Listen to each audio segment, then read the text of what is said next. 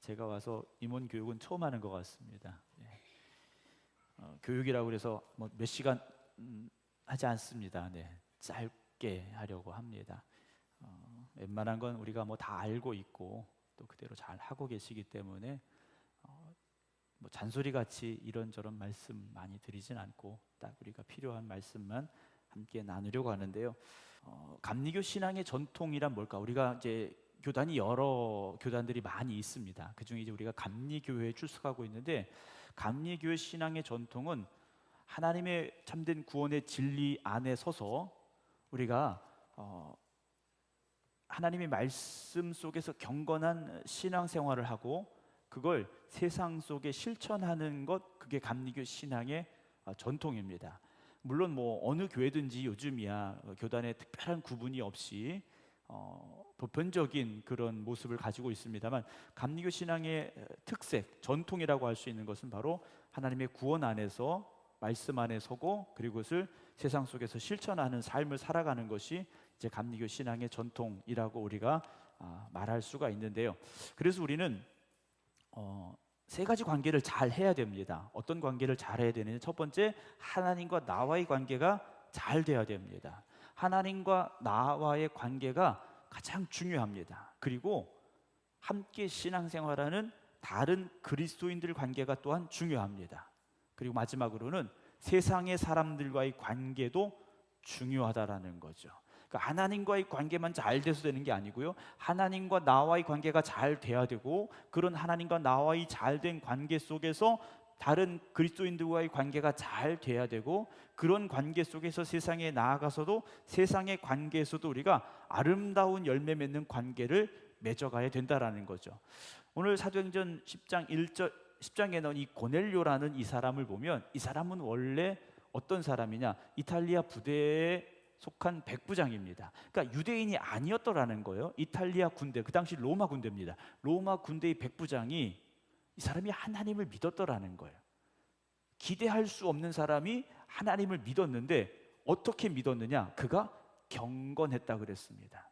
경건했고 온 집안과 더불어 하나님을 경외했고 백성을 많이 구제했고 하나님께 항상 기도했다라고 되어 있어요. 이 사람을 보면 우리가 가져야 될 신앙의 가장 기본적인 것들을 완벽하게 하고 있는 사람이다 라는 것을 우리가 볼 수 있다라는 것이죠. 사랑하는 성도 여러분, 우리가 신앙으로 살아야 되는 거 다 알고 있습니다. 그렇죠? 신앙으로 살아야 되는 거 다 알고 있고 정말 하나님의 자녀답게 살아야 되는 거 다 알고 있습니다. 그러나 정말 우리가 그렇게 살고 있는가 하는 문제죠. 2024년에는 여러분, 하나님과의 관계, 다른 성도들과의 관계, 그리고 세상과의 관계를 잘 만들어 가시기 바랍니다. 그 중에 가장 중요한 건 하나님과 나의 관계라는 것이죠. 우리가 이런 관계를 잘 맺어가려면 어떻게 해야 되느냐? 하나님을 향한 적극적인 믿음이 있어야 됩니다. 그러니까 신앙생활은요, 적극적이어야 됩니다. 좀 신앙생활 하시는 분들 이렇게 보면 적극적으로 이렇게 하시는 분들이 있는 반면에, 또 어떤 분들은 좀 소극적이고 좀 이제 관망하고 있는 분들을 볼 때가 있어요. 거기서 또 더 뒤로 가면 뭐가 되느냐? 불평과 불만을 가지고 신앙생활하는 분들이 있습니다. 여러분, 항상 하나님과의 관계를 잘 맺어가시되 적극적으로 신앙생활하시기 바랍니다. 그래서 성도들은요, 항상 기뻐하고 감사하는 삶을 놓치지 말아야 되는데, 그것을 놓치게 되면 불평과 불만이 나올 수밖에 없습니다. 물론 교회라는 것도 어떻게 보면 어떤 세상적인 기준으로 보면 하나의 조직이라고 볼 수 있겠죠. 그러나 교회는 그런 조직의 관계가 아닙니다. 세상의 조직은 그 조직표가 있지 않습니까? 맨 위에 경영자가 있고 그 밑에 뭐 다른 간부들이, 중간 간부들이 있고 밑에 뭐 있고 이렇게 쭉쭉 내려오게 되어 있습니다. 교회는 그런 의미의 조직이 아니라는 겁니다. 교회의 주인은 하나님이십니다. 저나 여러분들은 각자의 맡은 직분과 사명이 다를 뿐이지, 목사가 뭐 제일 위에 있고 밑에 장로님들이 있고 권사님들이 그 밑에고 집사는 뭐 그 밑에고 뭐 이런 의미의 조직이 돼서는 안 된다라는 겁니다. 물론 각자의 직분에 따른 사명이 다 다르고 역할이 다르긴 합니다만, 세상적인 기준을 가지고 뭐 승진하는 것처럼 이렇게 보셔서는 안 됩니다. 목사는 교회의 오너가 아닙니다. 목사는요, 교회의 경영자가 아니라는 거예요. 하나님이 하시는 거죠. 저도 목사로서의 직분을 감당하는 것이지, 제가 교회를 어떻게 뭐 만들어 가지고 뭐 세상 사람들이 기준으로 말하는 뭐 목사가 교회 헌금 다 가져가고 뭐 이런 거 아니다라는 거죠. 그 세상 사람들은 그렇게 알더라고요. 자, 그러려면 우리가 어떤 모습을 가져야 되느냐? 여러분, 기도 열심히 하셔야 됩니다. 임원은요, 기도하셔야 됩니다. 기도하지 않고는요, 우리가 하나님이 주신 사명을 감당할 수가 없다라는 거죠. 그래서 우리가 가지고 있는 이 장정에 보게 되면요, 교리와 장정이라고 제가 가지고 있는데, 여기 보게 되면요, 무엇이 나오냐면 교인이라고 나옵니다. 교인이라고 나오고요, 그 밑에 제일 먼저 나오는 게 뭐냐면, 교인의 이제 구분이 나와요. 원입인, 세례아동, 세례인, 입교인 뭐 이렇게 나오는데, 뭐 그건 중요한 게 아니고 저만 알면 되고요. 교인이라고 나오면서 그 밑에 가장 먼저 나온 게 뭐냐면 교인의 은혜 받는 방법이라고 나옵니다. 그 뒤에 어떤 직분도 나오고 다 사명도 나와요. 그런데 제일 먼저 나온 게 뭐냐면 은혜 받는 방법에 대해서 나옵니다. 은혜 받는 방법에 대해서 뭐라고 되어 있냐면, 공중 예배와 속회 및 기도회에 참석한다, 세례를 받는다, 성찬식에 참여한다, 성경을 읽으며 기도 생활하고 가정 예배를 드린다, 사경회와 부흥회 그 밖에 모든 은혜 받는 집회에 참석한다라고 되어 있어요. 그러니까 감리교에서 중요하게 생각하는 건 뭐냐면 은혜 받아야 된다라는 겁니다. 은혜 받지 않고는 어떤 직분도 감당할 수가 없기 때문이라는 거예요. 그래서 여러분, 2024년에는 은혜 받는 일에 최선을 다하시기 바랍니다. 은혜를 받아야 우리가 달라지게 된다라는 거죠. 은혜를 받은 사람은 분명히 달라지게 돼 있습니다. 그래서 교인은 어떤 사람이냐? 은혜를 받아야 돼요. 그리고 그 다음에 뭐가 나오냐면 교인의 의무라고 나옵니다. 자, 교인의 의무에 대해서 읽어드릴게요. 예수 그리스도를 구주로 사람들에게 증거한다, 매일 성경을 읽으며 기도한다, 예배, 기도회, 속회, 교회, 학교, 사경회, 부흥회 그 밖에 모든 은혜 받는 집회에 참석한다, 감리회의 교리와 장정을 공부하고 이를 지킨다, 교회 헌금과 교회 사업에 대한 의무금을 낸다, 교회 임원이나 직무를 맡았을 때는 충실하게 이를 수행한다 하면서 쭉 나오는데요, 가장 중요하게 생각하는 게 무엇이냐? 결국 은혜를 받는 겁니다. 은혜를 받지 않으면 우리가 무엇을 함에 있어서도요, 결국 하나님이 기뻐하시는 길로 갈 수가 없기 때문이라는 거예요. 그래서 오늘 이제 임원에 대한 교육을 하려고 하는데, 임원은 어떤 사람이 되어야 되느냐? 첫 번째, 진실한 사람이 임원이 되어야 됩니다. 그러니까 지금 여러분 다 임원들이잖아요. 그러니까 우리는 어떤 사람이 되어야 됩니까? 진실한 사람이 되어져야 됩니다. 거짓된 사람이 되어서는 안 됩니다. 진실해야 돼요. 하나님 앞에서도 진실하고 사람 앞에서도 진실해야 되고, 두 번째 어떤 사람이 됩니까? 책임이 있어야 됩니다. 책임감을 가지고 우리가 살아갈 수 있어야 되고, 그리고 세 번째 무엇이 필요하냐? 모범이 되어져야 됩니다. 진실되고 책임감 있고 그리고 모범이 되시기 바랍니다. 여러분, 우리는 누군가에게 다 스승이 되는 사람들이라는 거죠. 내가 원하든 원하지 않든 우리는 누군가에게 다 선생 같은 사람이 될 수밖에 없는 겁니다. 부모는 자녀에게, 또는 먼저 믿은 자는 나중 믿은 자에게. 여러분, 우리는요, 누군가에게 나를 보여주면서 가르치고 있다라는 거죠. 자, 가르치는 사람은 어떤 걸 가르쳐야 되겠습니까? 좋은 걸 가르쳐야 되죠. 그렇지 않습니까? 좋은 걸 가르쳐야 돼요. 나쁜 걸 가르쳐서는 안 된다라는 겁니다. 그러려면 우리가 좋은 믿음의 삶을 살아가는 본이 되는 사람이 되어져야 되죠. 그러려면 어떻게 되느냐? 여러분, 직분은요, 이건 어쩌다 받은 게 아니라 하나님이 주신 사명으로 고백할 수 있어야 됩니다. 힘드신가요? 벌써 힘드시면 안 되는데, 하나님이 주신 사명으로 우리가 직분을 받아야 됩니다. 사명으로 받는다라는 건 우리가 세상에선 그래요. 쉬운 일은 내가 하고 어려운 일은 남에게 맡기는 게 세상 일이지 않습니까? 그리고 공은 내가 다 가져오고, 그러나 임원은요, 반대입니다. 힘든 일은 내가 하는 겁니다. 아멘 하세요. 네. 힘든 일은 누가 한다고요? 내가 해야 되고, 쉬운 일은요, 다른 사람에게 맡기세요. 그런 희생함이 있어야 됩니다. 두 번째로, 임원이 모범이 되려면요, 겸손한 마음으로 굳은 일을 감당할 수 있어야 됩니다. 겸손한 마음이 있어야 돼요. 내가 교회를 몇 년을 다녔는데, 여러분 교회에서 가장 문제되는 게 뭐냐면 창립 멤버, 이게 문제가 되는 경우들이 많습니다. 저희 교회는 그렇진 않은데 어떤 교회가 보면 이 창립 멤버라고 해서 원년 멤버 이런 게 있어가지고요, 자기들만의 뭐가 있어요. 그래서 그걸 끼어들지 못하고 그 기준에서 벗어나면 안 되고 참 골치 아픈 교회들이 있어요. 여러분, 우리가 늘 겸손함이 있어야 됩니다. 먼저 예수 믿은 건 그만큼 내가 충성할 일이 더 많기 때문에 하나님 나를 먼저 부르신 것뿐이에요. 우리가 겸손한 마음을 가지고 희생하는 직분자의 사명을 감당할 수 있어야 되는데, 세 번째로 드린 말씀은 무슨 일이든지 누구의 일입니까? 주님의 일이에요. 우리가 교회에서 하는 일은요, 무슨 일을 하든지 주님의 일이라는 겁니다. 크거나 작거나 때로는 굳은 일이라 할지라도 주님의 일입니다라고 고백하면서 해야 되는 거죠. 오늘 새벽 예배 끝나고 나와 보니까 한편에서는 이 성가대 악보 막 정리하고 계시고, 또 주방에서는 아침 준비하고 계시고, 제가 깜짝 놀랐어요.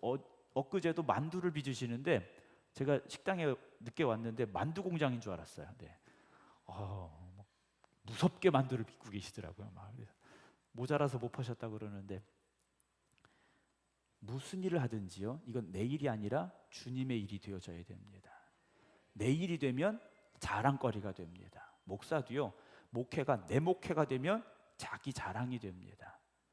어쩔 수가 없어요. 어디 가서 자랑하고 싶고요, 어디 가서 뭘 내놓고 싶고요, 그렇게 돼 있어요. 그러나 주님의 이름을 고백하면요, 하나님이 영광 받으시면 되지 않습니까? 내 이름이 드러나지 않아도 상관없는 거예요. 하나님이 영광 받으시면 된다라는 거죠. 그렇게 우리는 직분자의 사명을 그렇게 감당하자라는 말씀을 드립니다. 자, 오늘 이제 집사, 권사, 장로에 대한 말씀을 드리려고 그래요. 자, 집사는 어떤 사람이냐?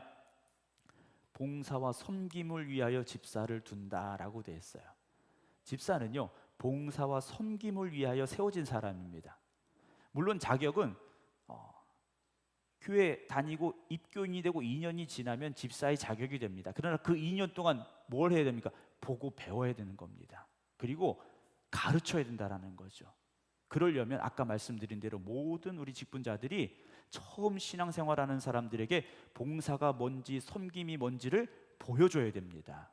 먼저 낮아지고 먼저 섬겨야 됩니다.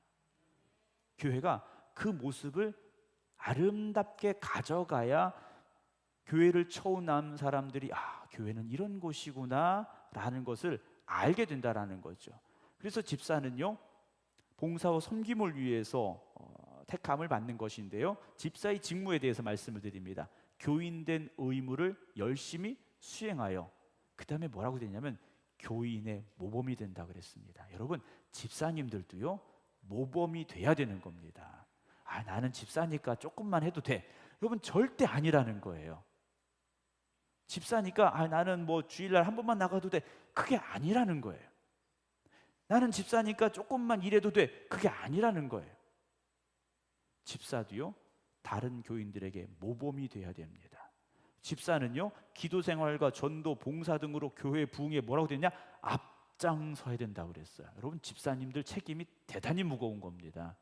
여기 집사님 몇 분 안 계신데, 집사님들도요, 기도 생활과 전도, 봉사 등으로 교회 부흥에 앞장서라고 돼 있어요.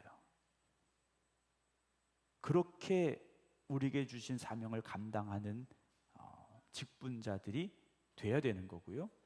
권사는 어떤 사람들이냐? 권사는요, 교인들의 신앙생활을 지도하고 권면하는 사명이 있습니다. 권사는 예전에는 입교인 15명이었는데 지금 이제 10명으로 줄었습니다. 입교인 10명당 1명의 권사를 둘 수가 있는데, 그것도 이제 60세 이하의 숫자로 헤아리는 겁니다. 60이 넘으면 그 정수에서 이제 빼게 돼 있는데, 그러니까 쉽게 말씀드리면 권사님들은 10명의 교인들의 신앙생활을 지도하고 권면해야 되는 사명이 있다라는 거예요.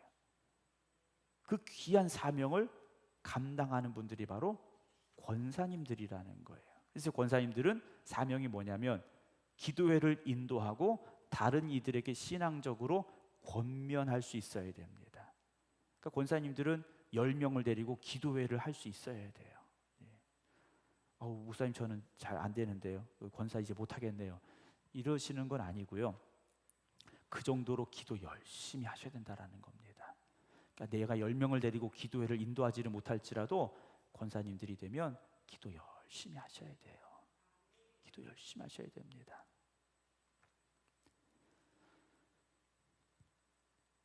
그래서 권사의 직무는 담임자의 지도에 따라 기도회를 인도하고 신자들을 뭐 해야 되냐? 신방하고. 잘 들으세요. 권사님들은 신자들을 신방하고 낙심한 이들을 권면하고 불신자에게 뭐 해야 됩니까? 전도해야 된다고 그랬습니다. 이것이 권사님들이 가져야 될 직무예요. 신방하고 권면하고 전도하는 것. 이렇게 하시기 바랍니다. 네, 이미 다 하고 계시는데 그래도 다시 한번 또 점검을 해야 되죠. 신방하고 권면하고 전도하는 것. 여러분 그렇게 직분을 감당하셔야 됩니다. 권사님이나 집사님이나 다 본이 되어져야 돼요. 다 본이 되어져야 됩니다. 감리교회에서 이 권사는 이제 장로교나 타교단에서는 이제 여자분들이 권사가 되고 남자분들은 권사님이 없으세요. 남자분들은 안수집사라고 이렇게 호칭을 하고 있습니다. 그래서 장로교에서는 안수집사와 그리고 장로가 되기 위해서는 투표를 해야 됩니다. 무기명 투표를 하게 돼 있어요. 우리처럼 당회 때 이렇게 손들지 않습니다. 우리가 국회의원, 뭐 시장, 군수 뭐 이런 거 선거하는 것처럼 무기명 투표를 하게 돼 있어요. 그래서 입 후보를 아까 그 명단을 이제 공고를 하고 모여서 투표를 하게 되는데 보통 2번, 3번씩 떨어집니다. 네. 떨어지는 게 창피한 건 아니에요. 네. 2번, 3번씩 떨어지고 어떤 분들은 참 안 되기도 하시고 그러는데 장로교에서는 여자분들은 권사님이 되고 남자분들은 안수집사가 되고 그 다음에 이제 장로, 안수장로의 직분을 감당하게 되는데 감리교에서는 남자분들도 권사로 호칭을 합니다. 그래서 감리교회만의 특별한 전통이라고 할 수 있는데 이 집사와 권사 직분은 해마다 임명을 하게 돼 있습니다. 그러니까 해마다 당회 때 신천 집사, 신천 권사만 선출하는 것이 아니라 전년도의 집사였더라 하더라도 전년도의 권사였다 하더라도 신천 권사 집사와 마찬가지로 새롭게 임명을 하게 돼 있습니다. 그러나 편의상 우리가 이제 순서를 그냥 넘어가게 되는데 그 1년 동안 내가 어떻게 신앙생활했는가에 따라서 집사님이요 집사의 직분을 박탈당할 수도 있고 권사님들이 권사의 직분을 박탈당할 수도 있어요. 그러면 시험 드니까 그렇죠? 권사님이었는데 어느 날 갑자기 직분이 없어져 버렸어요. 그럼 나 목사님 나 교회 안 나가 이럴 수 있죠. 그렇기 때문에 해마다 우리는 그냥 이게 통상적으로 넘어갑니다만 하나님 앞에서는 철저하게 나를 보고할 수 있어야 됩니다. 그래서 보고서를 우리가 쓰게 되는데 그 보고서를 우리가 뭐 형식적으로 쓰긴 합니다만 정말 결산할 때는요 1년 돌아볼 때는 내가 집사로서 권사로서 그 사명을 잘 감당했는가를 좀 점검하면서 돌아볼 수 있어야 됩니다. 특별히 우리가 직분자가 되면 주일을 잘 지켜야 됩니다. 주일 예배만큼은 철저하게 지키려고 여러분 힘쓰시기 바랍니다. 왜냐? 예배가 기본이에요. 그리고 예배에 나와야 우리가 교회에서 뭘 해서 다른 사람들에게 본이 될 수 있지 않습니까? 아무것도 안 하면서 우리가 본이 될 수는 없다라는 거예요. 자, 그렇다면 장로는 어떤 분이 되느냐? 장로님들은 입교인 30명의 1명꼴로 선출을 하게 돼 있습니다.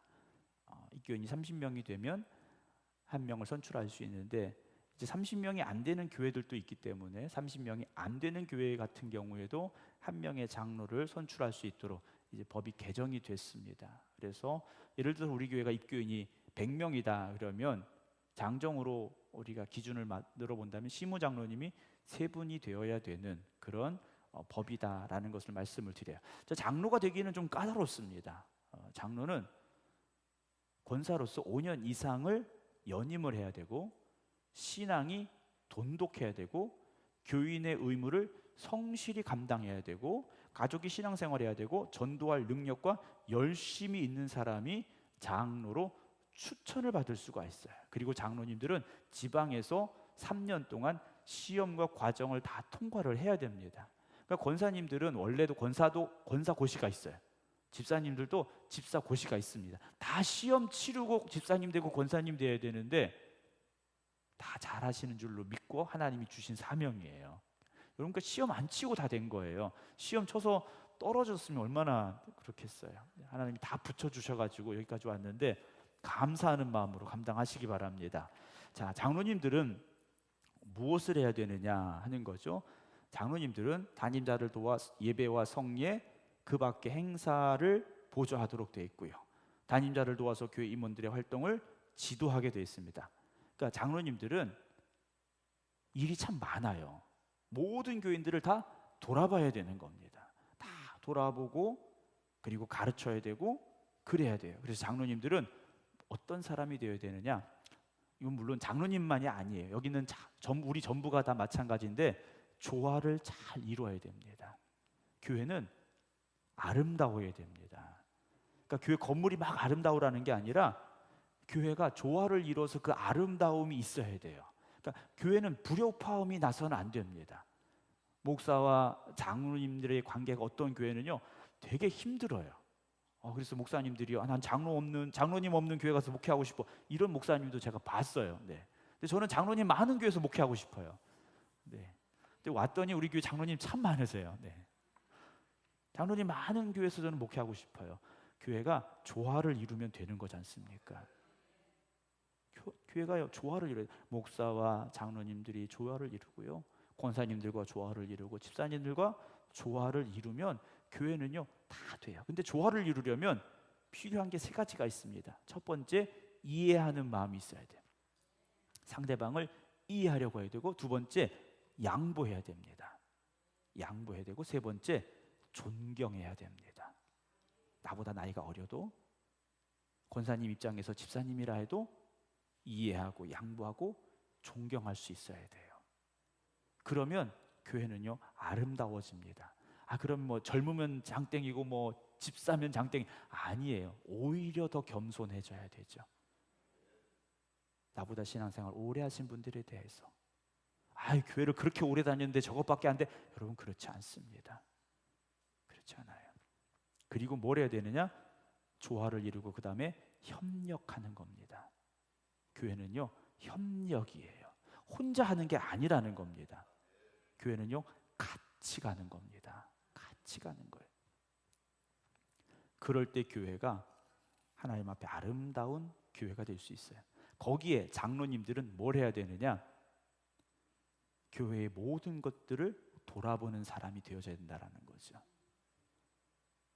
교인들을 신방하고 돌봐야 되고요, 교인들의 형편을 돌봐야 되고요, 교인들의 어떤 사정이 있는가를 잘 보고 그들을 위해서 기도하고 도움을 줄 수 있는 장로님들이 되어져야 한다라는 겁니다. 그래서 장로의 직분은 참 중요한 겁니다.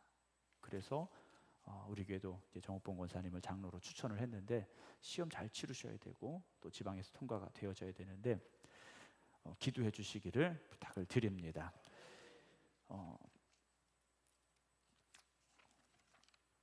임원에 대해서 다시 한번 또 말씀을 드리면, 임원은 아까도 말씀드렸습니다만 봉사와 헌신 없이는 되지 않습니다. 교회 직분은요 어떤 명예직이 아닙니다.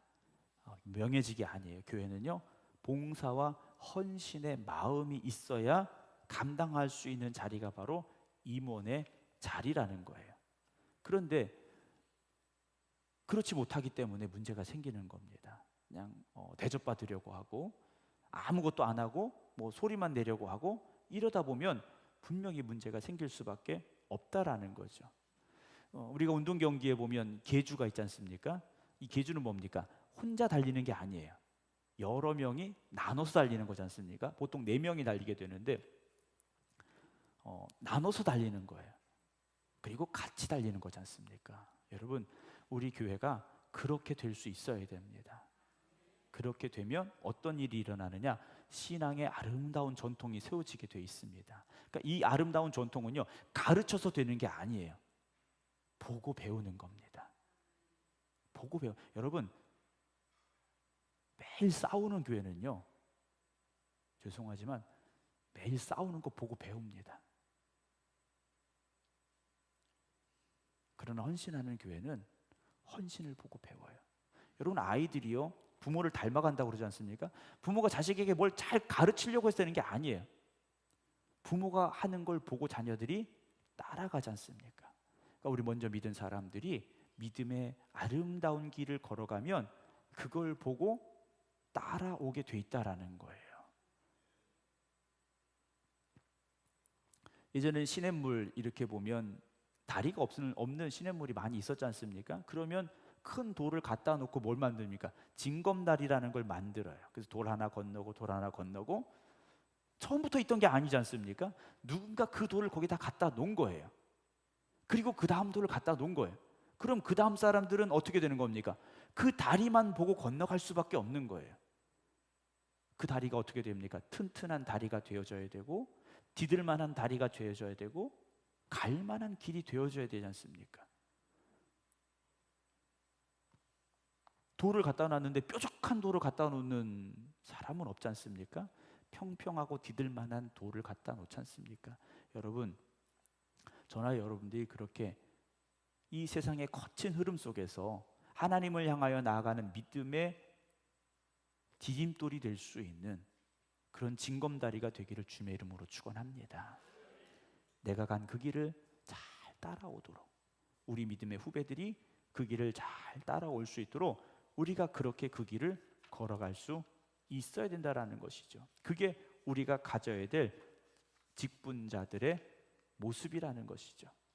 우리가 이제 각 기관들이 있습니다. 선교회가 있는데, 선교회는 남선교회, 여선교회가 있지 않습니까? 저는 이번에 여선교회 마라나타 선교회라고 그래가지고 깜짝 놀랐어요. 네. 예쁜 이름 뭐 이런 거 붙이실 줄 알았는데 마라나타, 충격적이었어요. 주님 빨리 오세요. 이 젊으신 분들이 주님 빨리 오시기를 기다리고 있구나, 제가 이제 그런 마음이 들었는데, 선교회입니다. 선교회예요. 제가 보령에서부터 목회할 때 2007년부터 거기에 있는 발전소, 보령화력 발전본부라는 발전소의 직원들하고 같이 예배를 드렸습니다. 초기에는 뭐 한 40명, 50명, 많이 모일 때는 한 60명, 70명까지도 예배를 드렸었는데, 여기 와서도 제가 이제 한 달에 한 번씩 가고 그래서 예배를 드리긴 했었습니다만, 원래는 신우회라는 이름으로 모였어요. 직장 신우회. 그런데 이게 이제 변화되면서 믿음의 사람들만 모이는 게 아니라 직장을 향한 선교사로 우리를 부르셨구나라는 사명감을 가지게 되고 이름을 직장 선교회로 이름을 바꿨습니다. 예전에는 다 신우회였어요. 근데 지금은 선교회라는 이름으로 바뀌었습니다. 그러니까 남선교회, 여선교회가 있는데 이 선교의 사명은 무엇이냐? 물론 그 선교회 안에 있는 분들이 아름다운 친교와 교제를 나누는 것도 중요합니다만, 뭘 해야 되는 겁니까? 하나님이 주신 선교의 사명을 감당하는 자리가 선교회라는 거죠. 그러니까 선교회는요, 말 그대로 뭘 해야 됩니까? 선교를 해야 되는 겁니다. 그 선교라는 것이 뭐 해외 선교 뭐 이런 것만 말하는 게 아니에요. 여러분들의 신앙의 모습을 통하여서 여러분들 또래의 사람들에게 뭐 해야 되는 겁니까? 복음을 증거할 수 있어야 되는 거죠. 그러니까 신앙생활이란 이런 것이다라는 걸 보여줄 수 있는 자리가 선교회가 되어져야 됩니다. 선교회는요, 모이면 어떻게 됩니까? 재밌어야 돼요.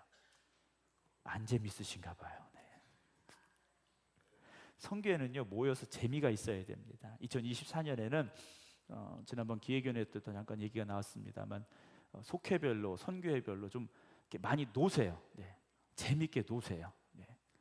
뭐 그래서 좀 후원도 하고 하려고 하니까 여러분, 각 선교회가 즐거운 모임이 되시기 바랍니다. 선교회가 즐거워야 교회도 즐거워지는 거예요. 선교회 모였는데 어색하고 뭐 의견이 안 맞고 이러면 여러분, 그 교회는요 이미 이제 덜그덕거리기 시작하는 거예요. 그 덜그덕거리는 게 어떻게 됩니까? 점점 커지면 힘들어지지 않습니까? 그래서 각 속회와 선교회가 여러분 좀 재밌고 즐거운 그런 속회와 선교회가 되도록 힘써 주시기를 부탁을 드립니다.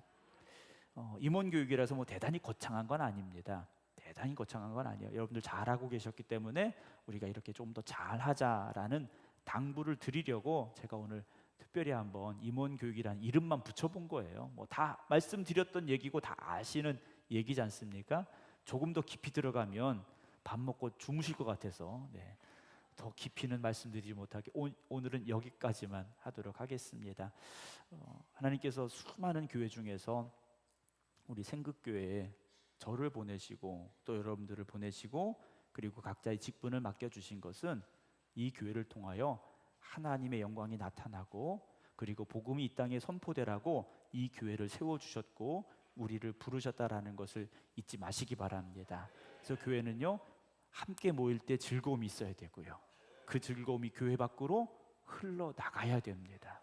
그냥 우리끼리만 즐거우면 이건 안 됩니다. 우리끼리만 좋으면 안 돼요.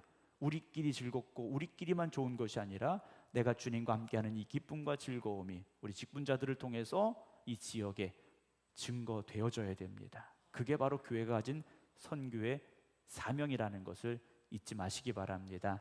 2023년에 수고하신 여러분, 2024년에도 주님이 주신 귀한 직분을 귀하게 생각하시기 바랍니다.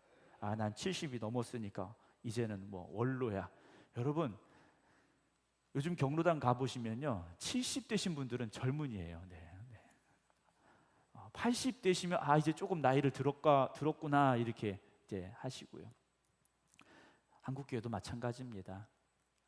뭐 나이가 드셨더라도 또는 아직 교회 나온 지 얼마 되지 않았더라도 우리가 정말 주님 앞에서 한 마음 한 뜻으로 하나 되어지고 정말 교회를 아름답게 만들어감을 통하여서 2024년에는 우리 생극교회가 더욱더 하나님의 큰 뜻을 이루어갈 수 있는 좋은 교회, 아름다운 교회 될 줄로 믿습니다. 기도하겠습니다.